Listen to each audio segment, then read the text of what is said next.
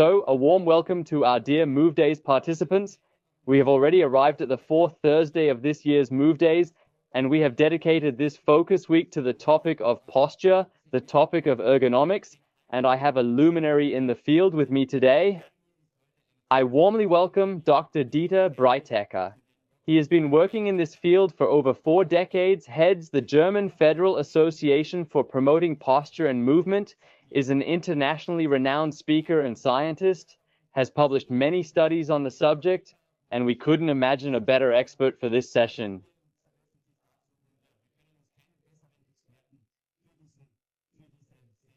Dear Dieter, it's great to have you on board and to have you with us on the Move Days with your expertise. Yes, thank you for the premature praise. Although I have to say that I am no longer head of the Federal Association for the Promotion of Activity and Movement. I left that 3 or 4 years ago for reasons of age, in quotation marks. It was a state-affiliated institution, and the state then said, at 65 years and 7 months, it's best to retire. But retirement is not really an option for me. And so I continue to be actively involved in topics that interest me and that are particularly close to my heart. This also includes the topic that we are addressing today. Yes, that is of course also in the nature of things.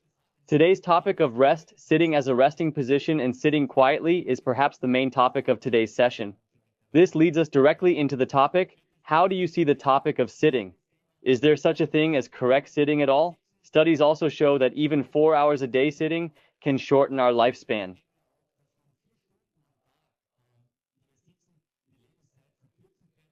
Maybe you can categorize this term correct sitting for you. Yes, sitting is the generic term. We can sit in different ways. We can sit actively and dynamically, but we can also sit statically and passively. These are actually variations of sitting, but in terms of the basic theme, sitting is a behavior for which we are not designed in terms of developmental biology, especially not for passive sitting. And yes, there was this data that was made available to us about 12 or 13 years ago. The basis for this was a meta-analysis involving over 800,000 subjects, which were included. And that's when it was discovered that static passive sitting in particular leads to an increased risk of metabolic diseases. And you are absolutely right. They tried to quantify it a bit, and then they said, these are the data I have in my head, that actually people should not spend more than 6 hours a day sitting, including leisure time. But it is always the same old story, spending time sitting passively instead of sitting actively and dynamically. Perhaps you could explain this in more detail for our viewers. What exactly is passive sitting? What does it mean? Passive sitting is, in principle, sitting in a way that is always so beautifully propagated. It is sitting on a chair in which my back is more or less leaning against the backrest, and my muscles actually only have a minimal challenge. So they are actually put in a passive position. You always have these classic examples. Lying down is absolutely passive. Then there is what is known as passive sitting. So if I don't behave dynamically now, so I am passively placed somewhere in the room, then more or less such low activity levels, so muscular activity levels, that if you practice that for too long, it leads to these metabolic diseases. These are diseases such as adipositas under obesity, diabetes 2,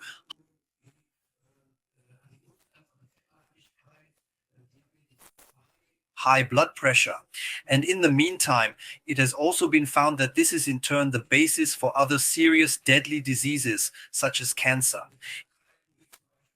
It is always controversial to say, sitting is the new smoking, sitting is deadly, sitting is stupid. These are more or less the headlines of the magazines. But science speaks of so-called sedentary behavior, that is, of this passive sitting behavior, where the musculature actually does no more work, which is responsible for good metabolic functions.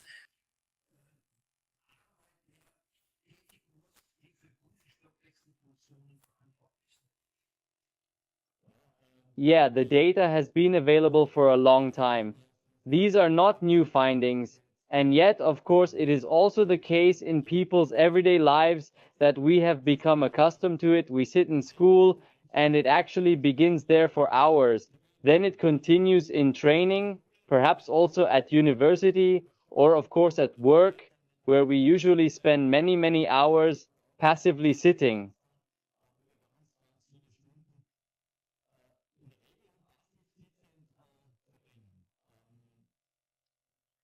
Perhaps we could also address the topic of dynamic sitting. Yeah, what do you understand by dynamic sitting? I think this is a new concept for many people.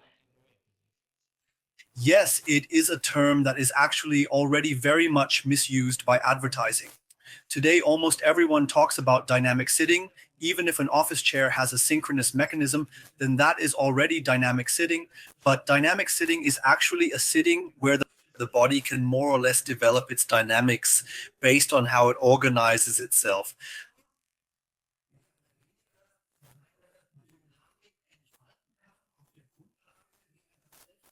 That sounds quite complicated now, but I'll give you an example.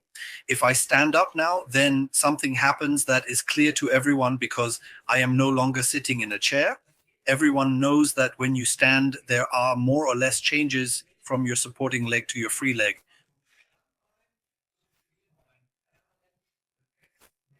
But you don't control that with your consciousness. It is organized by the body itself.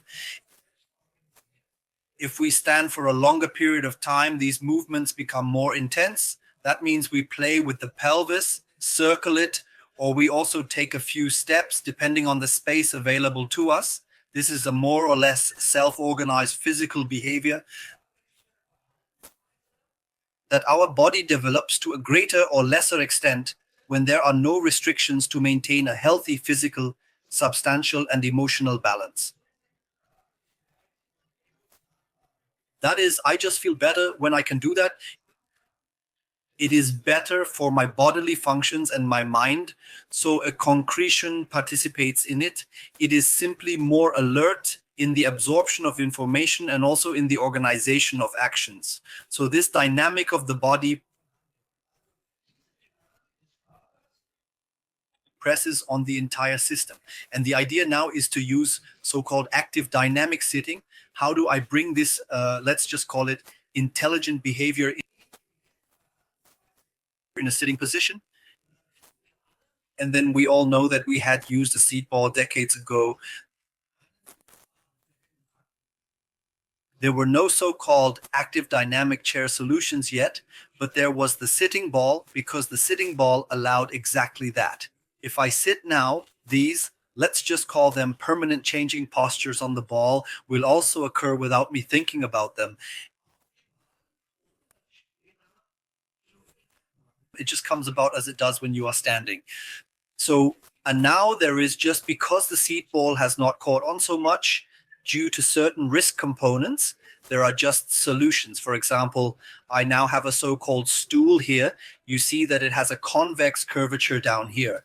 And this convex curvature actually has exactly that I am not sitting in a state, but that a dynamic can unfold in a sitting position. And that is active dynamic sitting. So active dynamic sitting is always a sitting where my body is in three-dimensional directions and can reorganize itself. If you can get an idea of our development by observing children, for example, children can't actually sit still. They are constantly changing their sitting position every few minutes when things get uncomfortable somewhere, or they realize they're making it that way. They just follow their intuition and change their sitting position.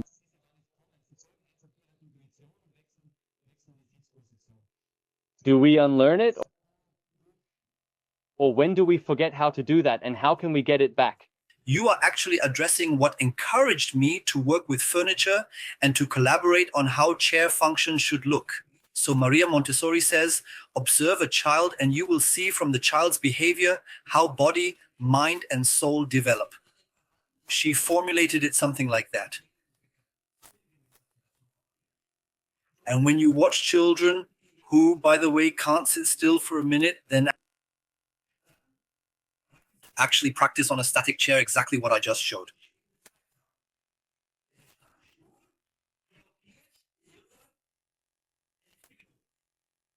And a child has a so-called intrinsic need for interaction. This means that a child sees a puddle, doesn't think about it, and jumps into the puddle and experiments. This is a stimulus response measure, and it is similar when he sits on a strong chair because the body demands movement, because movement is fundamental for its development. So the child is automatically in the chair. Here in Germany, we always say waggling. Here, I think you say chair riding. And you can see it clearly. When the child is working at the table, it tilts forward.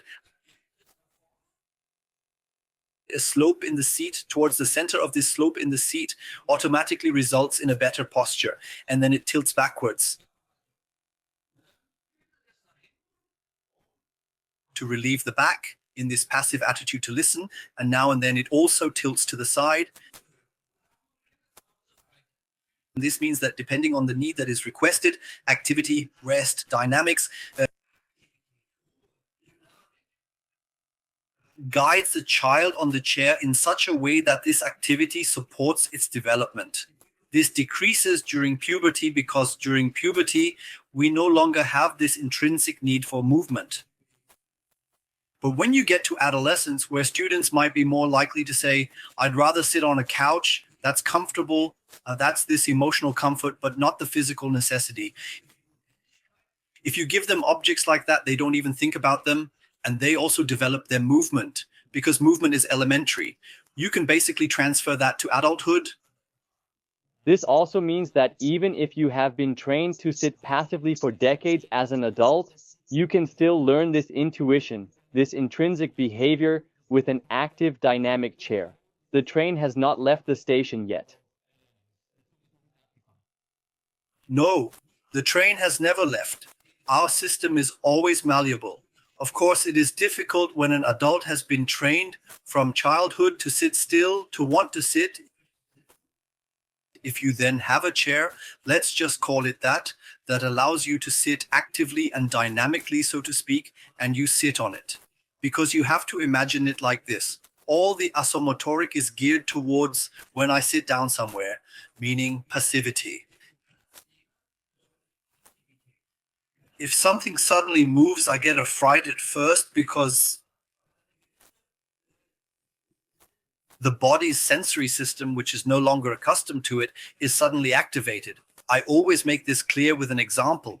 If I couldn't see anything for 20 years and can see from one day to the next, then I have so many stimuli here that I can't even cope with them.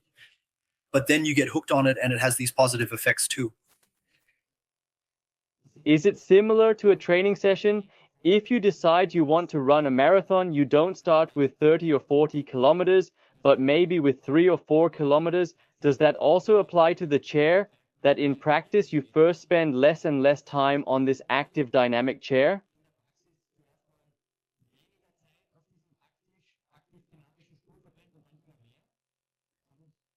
Exactly. You actually have to take a look at these challenges. Let's take it as a challenge in quotation marks to adapt. This doesn't happen overnight. The system must constantly adapt to new challenges. And that is actually the key for our brain health as well. The brain doesn't like habits. The brain constantly needs new challenges to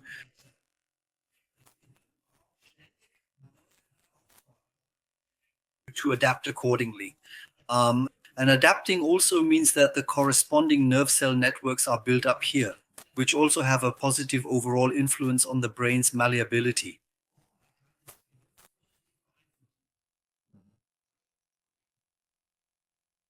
Let's stay in the practice for a moment, shall we? What does a chair like this cost? Where can I get one? Maybe you can give us a few more tips on that front too.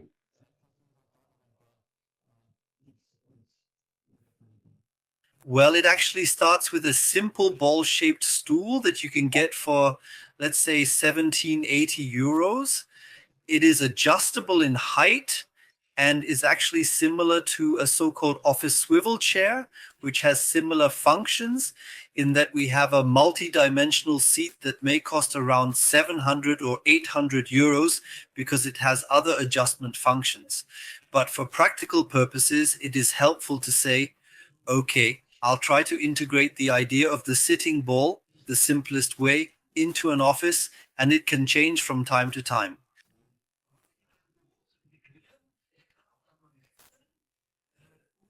Different employees can sit on it temporarily, similar to sitting on it like a stool. That's one measure, working on the conditions. But I can also more or less integrate other conditions, that I have to get up more or less often and can or have to move around. To move.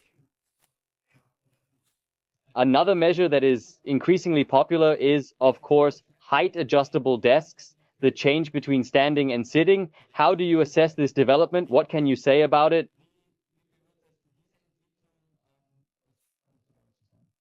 This is almost a topic in its own right, because here too, a lot of false stories are told and suggested for sales-related reasons. And in principle, you can't stand much healthier than sitting. The idea behind the standing desk is that you shouldn't sit for more than 20 minutes. That, they say, is the limit. After 20 minutes, there needs to be muscular activity again so that the metabolism can function properly. That's why there is the idea of moving the table up after 20 minutes and to stand. But if you then look around and ask these people, they say once a week, maybe once a day. Actually, it should happen every 20 minutes, 30 minutes, because standing is actually also a static work. That is, I drive the table up and then stand with my feet on the hard floor.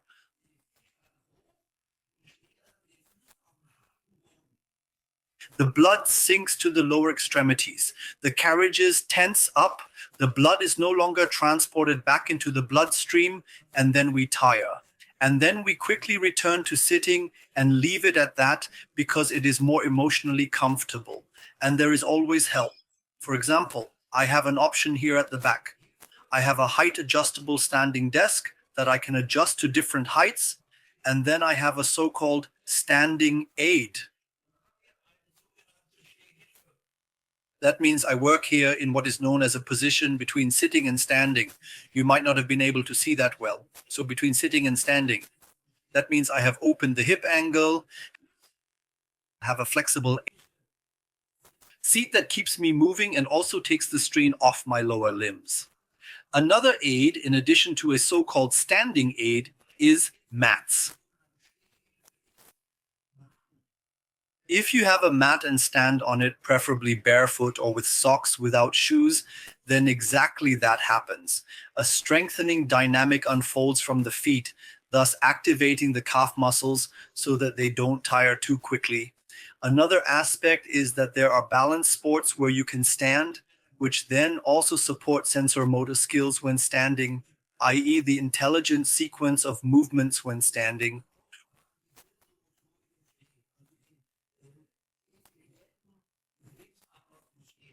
Or everyone knows it from the bar, footrests. If footrests are placed, then of course I also have an intuitive change of legs, of feet, and also have more dynamics while standing. So actually it's exactly the same as when sitting. I also need standing dynamics while standing. Yes, I think that's a good summary for now. As humans, we are not made for monotony. We need this change to stimulate blood flow and metabolism. And whether it's sitting or standing, we have to follow this intuition, this dynamic approach to keeping ourselves healthy. You hear it again and again from people who now say, okay, you try a standing workstation and then you still have back problems because, of course, you're not used to this new strain, standing statically and then going back to passive sitting and the table stays down.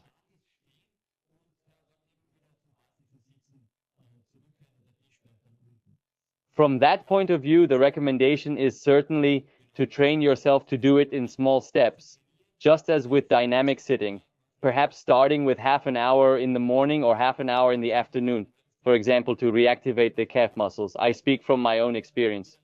And now I manage quite well to spend a whole day standing, but it wasn't always like that.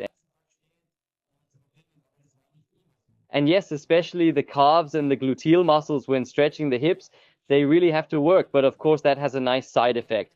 The calorie count is much higher when you are standing, especially when you're in a basic seated position.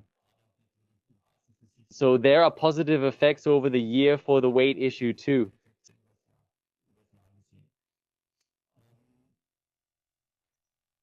What else is there? You have now mentioned a whole range of tools that also promote dynamic standing and sitting.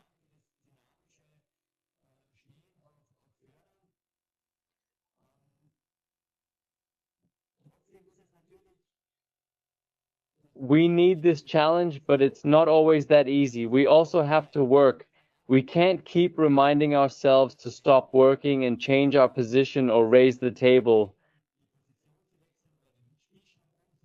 I think that's the big hurdle in everyday life. How can we overcome it?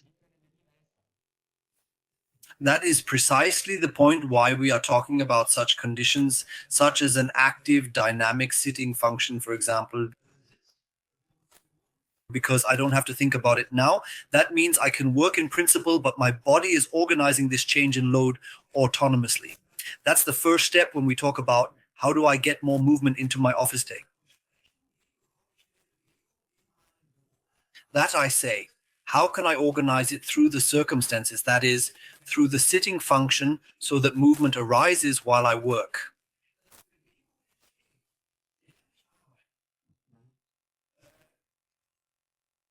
This is exactly where my criticism often begins, when I have colleagues from the back school or physiotherapy who say, okay, you have to remember that you change a position on your chair every 10 minutes. You're absolutely right. I can't work properly if I keep changing the time. After 5 minutes, after 10 minutes, you have to sit at the back, you have to sit at the front. This intelligent self-organization, which humans are endowed with through these natural changes in stress, I cannot prescribe. They must also arise on an individual basis from what I do. I am now talking to you with full concentration, and this concentration also requires a mental effort from me. And then you see that I'm not sitting there passively, but that my body is intuitively moving in a coordinated way on my dynamic seat. Movements that support my well-being, including my mental well-being, and I don't have to think about it. From my perspective, it is just as important, if I continue with this, that I change my entire working environment so that conditions trigger movement behavior.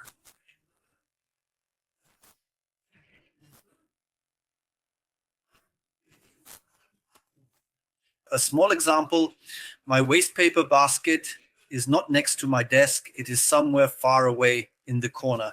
If I now have something to dispose of, I don't have to think about it. I get up, go there. When making a phone call automatically, I have to get used to that. It's a self-organization. Probably I stand up and walk around the room. So there are so many possibilities to say, man, I'm in such a dead end here. I can't get any further with my text formulation. I'll just get up and take a few steps. Maybe a few flights of stairs and another stop somewhere, so that everyone realizes as soon as they get up and take a few steps, the idea is there. So it must become a matter of course for us to organize our daily work in such a way that movement arises.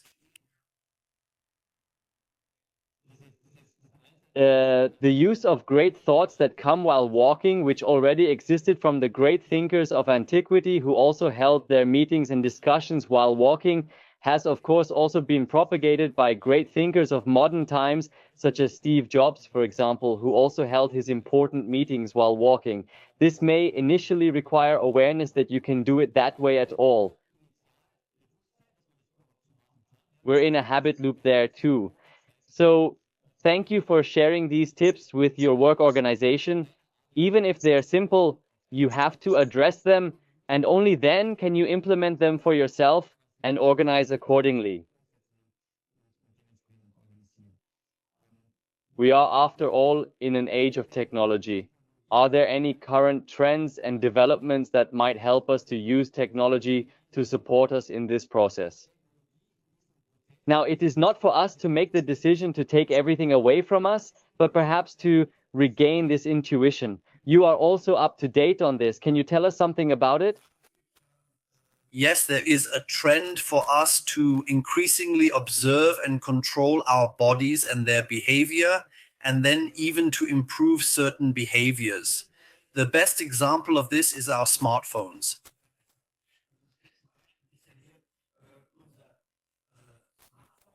Or a corresponding smartwatch, which registers how many steps I can take in a day. This is already a trend that is being used and utilized by more and more people.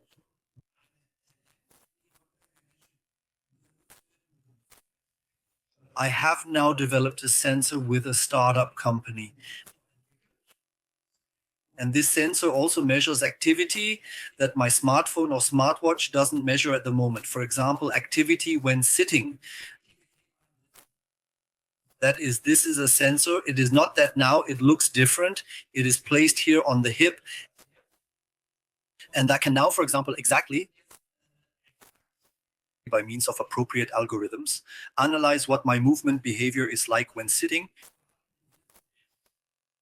Of course, it will only be able to react to a greater or lesser extent if I am sitting on a seat that allows movement. If I am sitting on a standard chair, then he will only register a low level of activity. And here, in principle, if I have now decided to buy a suitable office chair with three-dimensional seat holes that allow movement, such as a seat ball or a stool, or perhaps like the one in Schleswig, then he will be able to register how much activity has developed over time while I was sitting, also transferred to the day. Because we will have to remind ourselves that seating behavior will not decrease in the present or in the future. That is the case. The entire digital evolution is something that is almost always operated while sitting or standing. So we have to find solutions that allow me to sit more dynamically, where movement can also unfold on a chair function. And for those who want to do self-monitoring here, this offers a good opportunity to see, okay, today, over the course of the day, I have developed so much activity in my corresponding chair or my seat, even when sitting, that I have moved in a healthy metabolic area.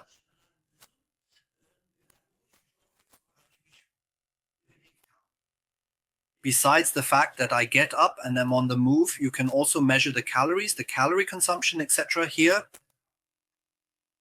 It's extremely exciting. I think there are just different types of people. Some people naturally want to continue to rely on their gut feeling, on their intuition. Others also need the data to make decisions about their behavior based on a data foundation. There are just different types of people, and it's good when there can be a way for everyone. Exciting. Finally, let's look at the conditions again. You have now presented your work setting. Of course, you put a lot of thought into it.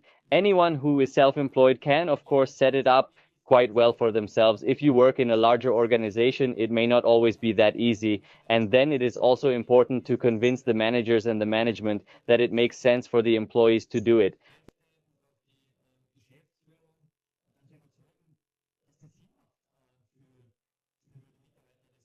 Not only now for the self-interest of the employees, but what about the shareholders? What are they saying? How do you approach this when you talk to managing directors? Why is it important for managing directors to make such an investment? Of course, you can use the classic arguments that overall, a better setting that allows more movement will improve the well-being, generic term, of employees. That is, the employee feels more valued. You think about their health, you think about their well-being. But basically, we now also have data. You yourself have already collected such data, that this also reduces the number of days of sick leave, optimizes value creation, and ultimately benefits the company as a whole. That is the bottom line of what you can give a managing director to help him on his way. In the medium term, your company will benefit from it. And the framework conditions must, of course, be set by the management. Of course, the employees should also be held accountable. Many feel guaranteed, but some may also be initially confronted with something that takes them out of their comfort zone.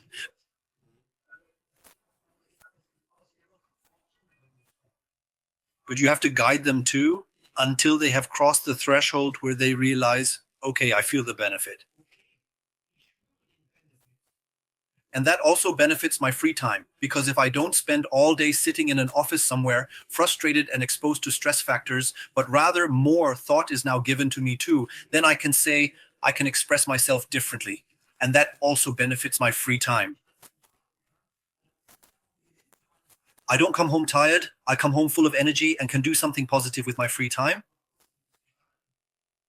Yes, I think that is very important. It certainly starts with the awareness building process, but then, of course, it also has to be tangible and experiential. Only then will you develop a new healthy habit. I think that's very important at this point.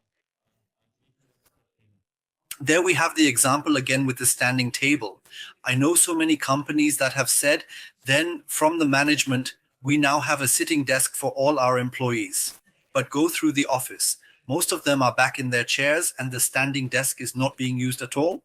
And then it's also about making employees aware of how to use the standing desk and what key levers they need to set. We just discussed that the standing desk is really a benefit for me and not counterproductive. Yes, absolutely. We are all challenged here. For that, I would also like to thank you for the pioneering work you are doing in repeatedly addressing and advancing this topic for decades now.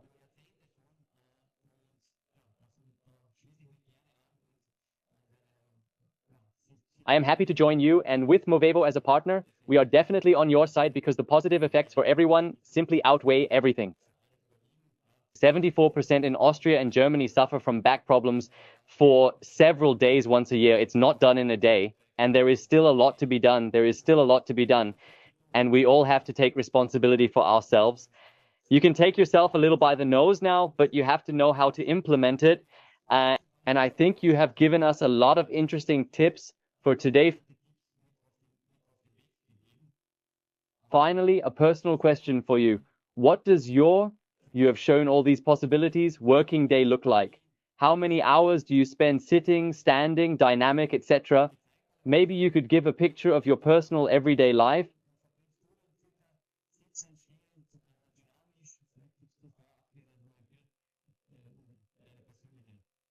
Yes, I once made the mistake of being caught during a seminar sitting on a chair during the lunch break.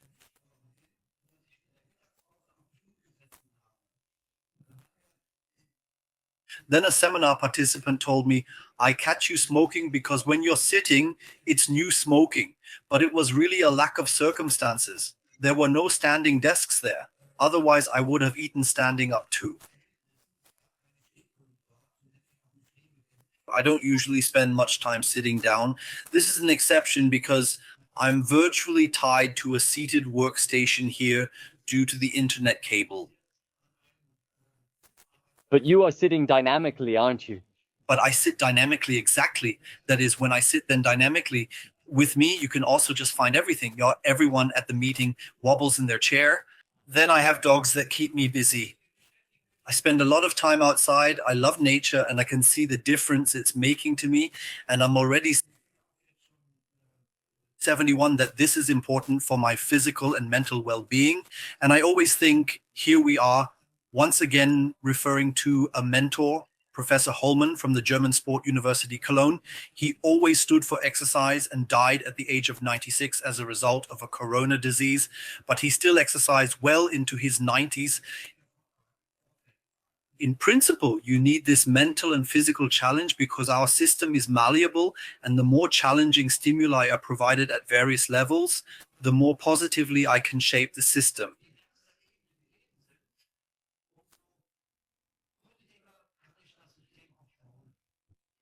I think those were very apt closing words. it is also an approach that we naturally support. Body and mind work together. They are a unit that also exists in interaction, and that should be the goal of all of us, that we also grow old. But it is also possible to grow old in full physical and mental bloom. Dear Dieter, I can only thank you for all these great insights.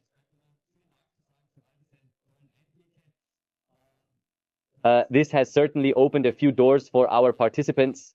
I would be delighted if many of them were to start implementing it even during the move days. There is still a little time to establish these habits as well. Thank you very much. We will continue with the focus on posture. Of course, we have also come up with new topics for this year. We will see how posture works internally and externally.